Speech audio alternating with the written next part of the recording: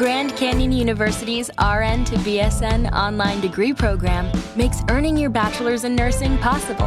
Balance online coursework with local in-person clinicals to position yourself for potential leadership opportunities in the time you have from wherever you are, leaving room for what matters. Achieve your goals with your personalized plan and team behind you. Find your purpose at Grand Canyon University. Visit gcu.edu.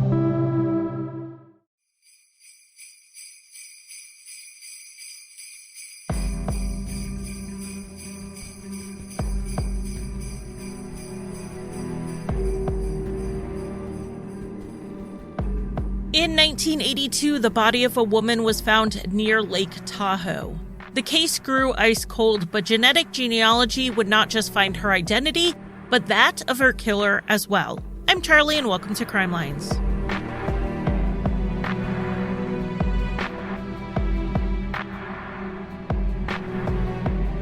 Welcome to day 4 of 12 days of Crimelines, 12 daily episodes as a thank you to my listeners for a full year of support. I thought about doing cases this year that were all unsolved. Those are often ones that don't have a lot of information, but also need the most publicity to help solve them. This case is solved, but I wanted to cover it because it shows that there is hope that a very cold case can be solved, and it's worth exploring how that happened to see if it could happen in other cases. I was on Twitter a while ago, and Sarah Turney, the sister of missing teen Alyssa Turney, tweeted something about how it is hurtful to families to hear commentary on podcasts about their loved ones' cases that say something like, oh, this one can't be solved, or I don't see this one ever getting solved. I know I've said it before, and I'm really thankful that Sarah has expressed her point of view on this, because I did not process how families of victims were hearing this. They have hope for answers and justice, and if they don't have that, what do they have? So who am I, some woman sitting in her basement talking about true crime, to evaluate these cases like that and say they shouldn't have hope or this one won't ever be solved? So when I came across this quote-unquote unsolvable case that ended up getting solved, I knew I needed to cover it. Known for years as the Sheep's Flat Jane Doe, the victim has been identified as Mary Silvani. Her killer was named and our case officially closed, all thanks to genetic genealogy. This case started on July 17, 1982. Hikers were passing through Sheep's Flat in Washoe County, Nevada, and this area is along the Mount Rose Highway. It's a very popular recreational site, particularly for hiking. Several hundred yards from Mount Rose Highway, the hikers saw a woman slumped over a log. She was dead, having been shot in the back of her head. Investigators said it looked like she had been shot while bending over, possibly to tie her shoe. She had not been dead for any more than 24 hours.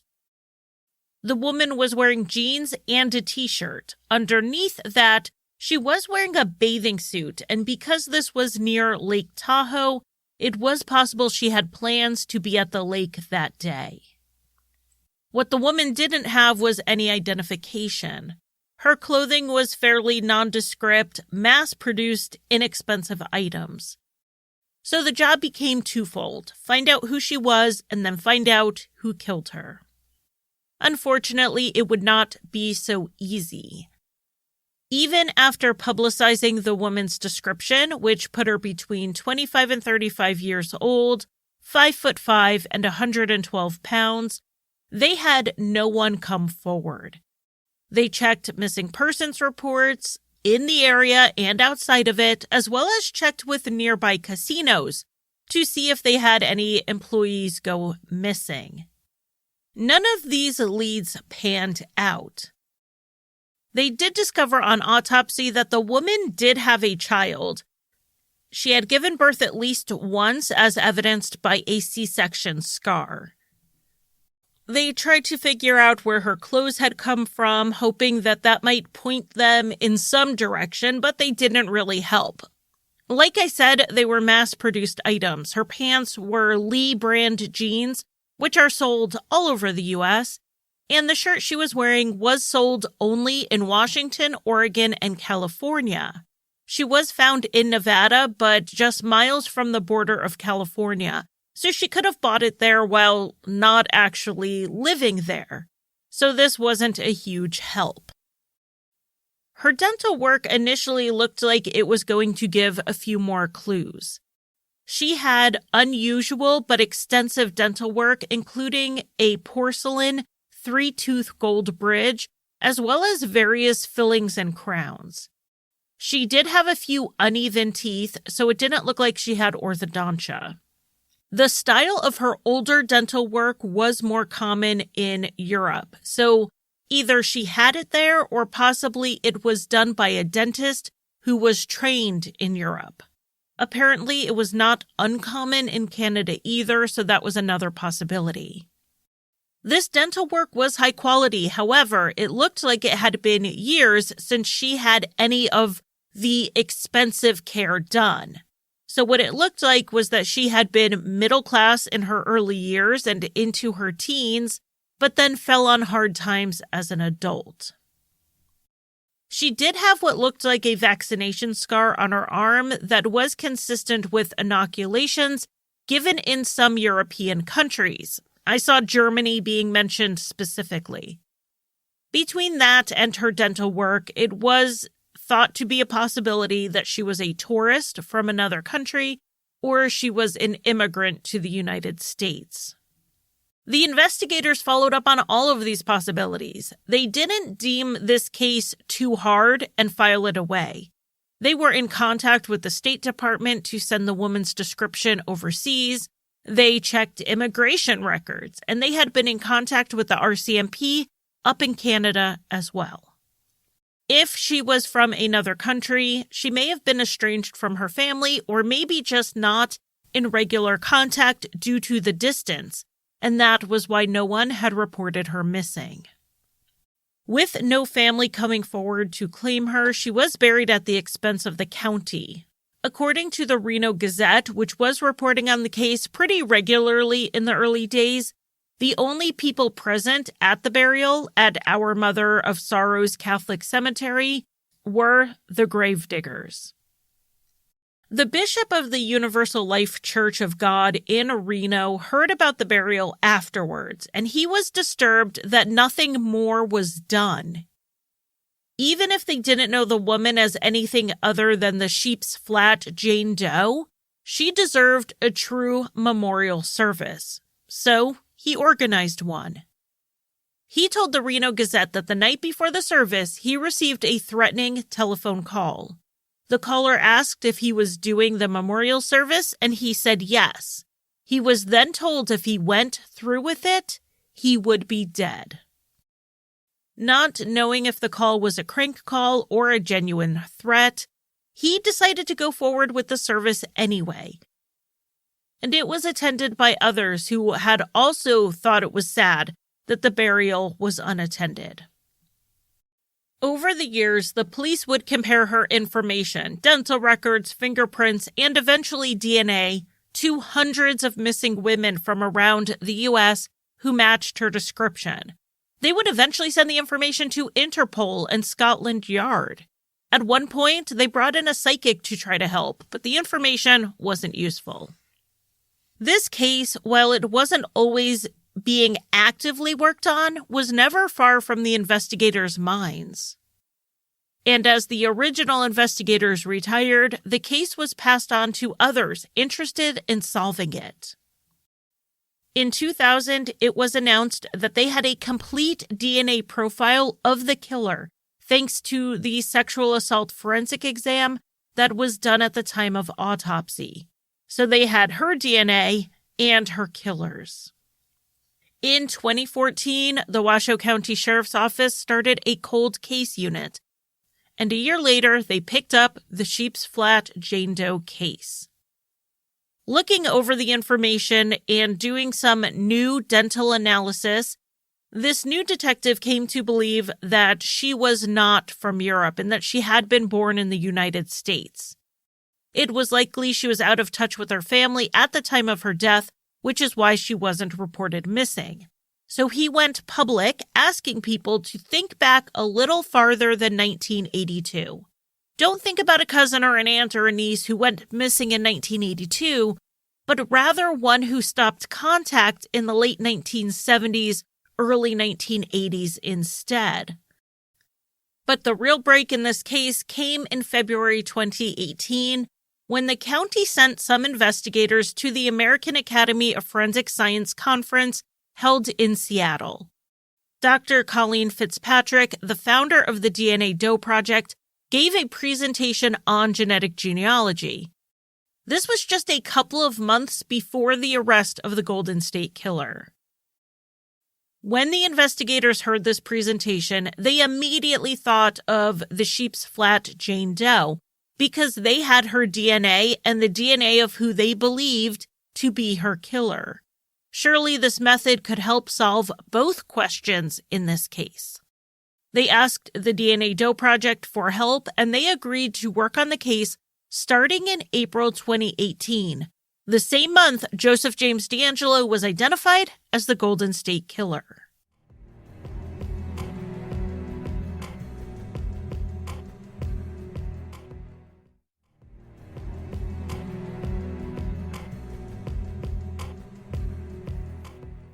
The genealogist took the Jane Doe's DNA and uploaded it into GEDmatch. GEDmatch results led them to a cousin and eventually to the Silvani family in Detroit, Michigan.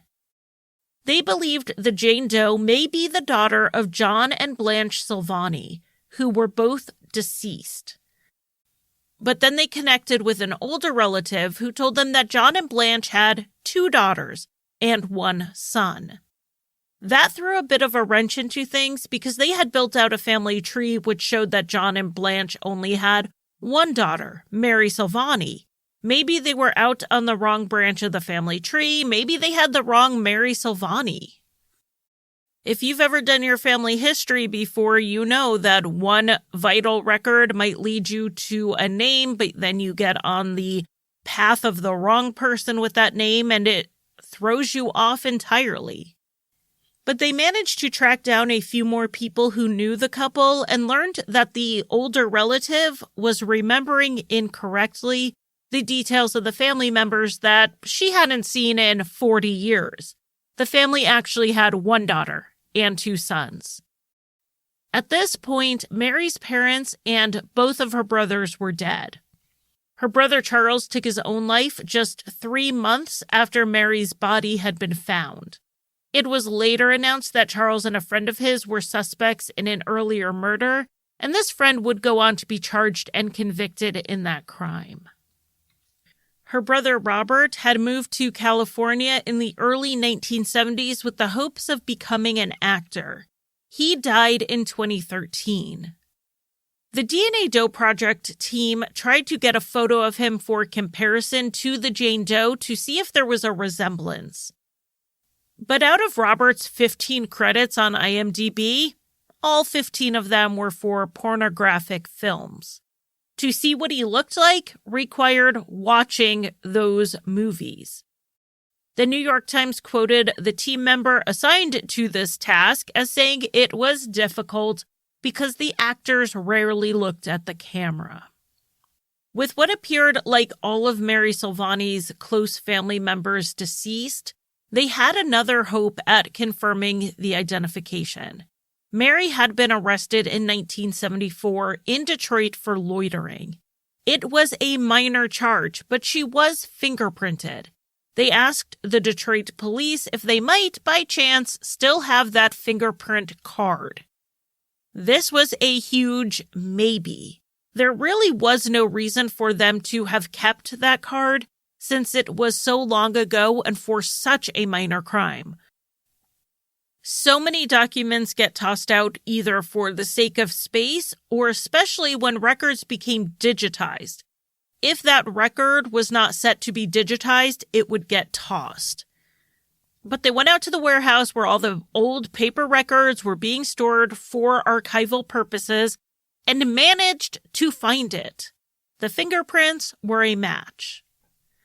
Then they found out that Mary's brother Robert had a son before he left Michigan for California.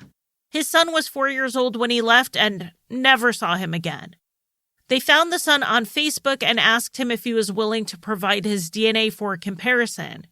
He was willing, and I really wonder what it was like to have no contact with his father or his father's family for the majority of his life, and then be contacted because of an involvement with a murder investigation.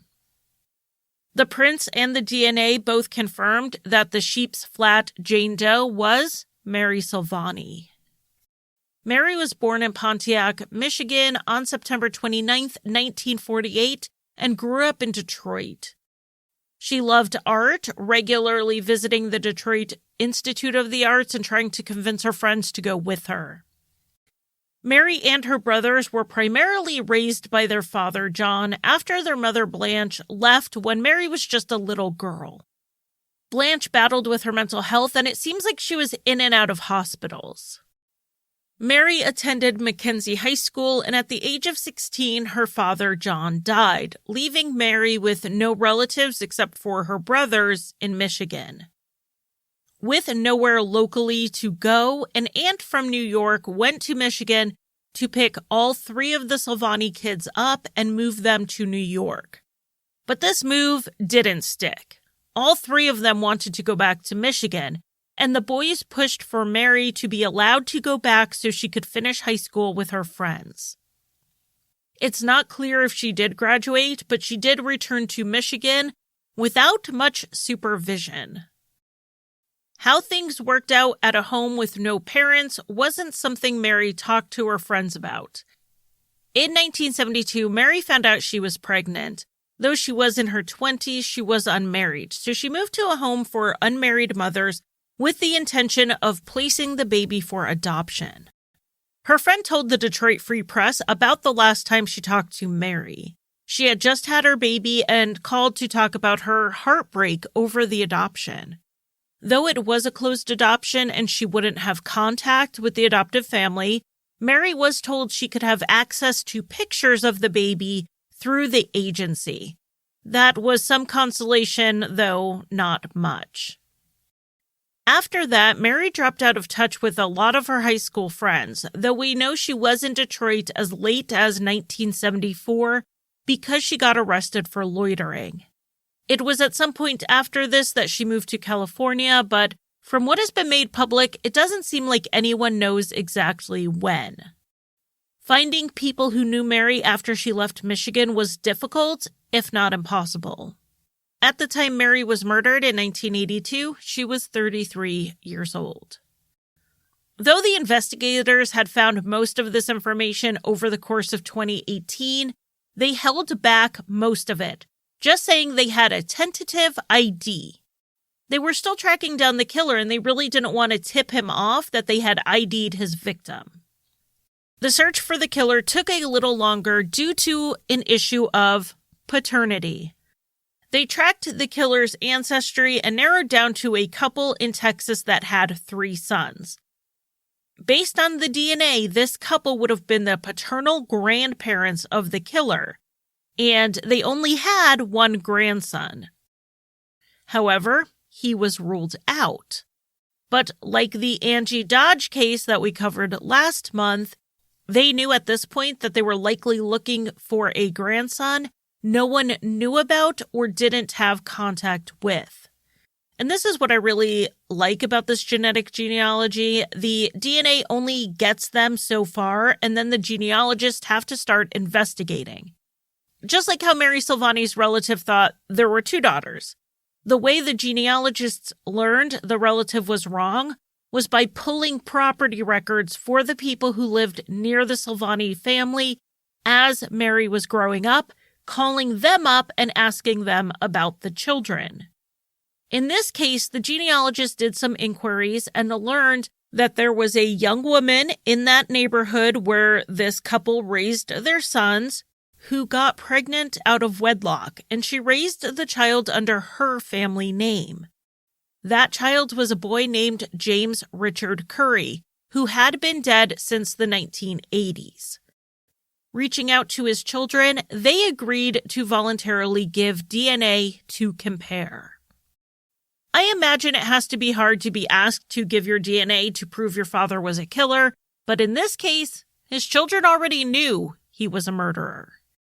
In January 1983, less than a year after Mary's murder, 36-year-old James Curry was arrested for and confessed to the killing of his business rivals, Gerald and Sharon Novoselets, in Santa Clara, California. He confessed to killing Gerald at their family home, and then he kidnapped Sharon, raped her, and killed her. He then confessed to also killing Richard Lemon Jr. in Bakersfield, California, and led the police to his body, which was in a storage unit at the place he managed. Though he appeared to be in a confessing mood at this point, he didn't say anything about Mary Silvani. Not long after his confessions, Curry attempted suicide. Though he survived the initial attempt, he did die days later as a result of the injuries.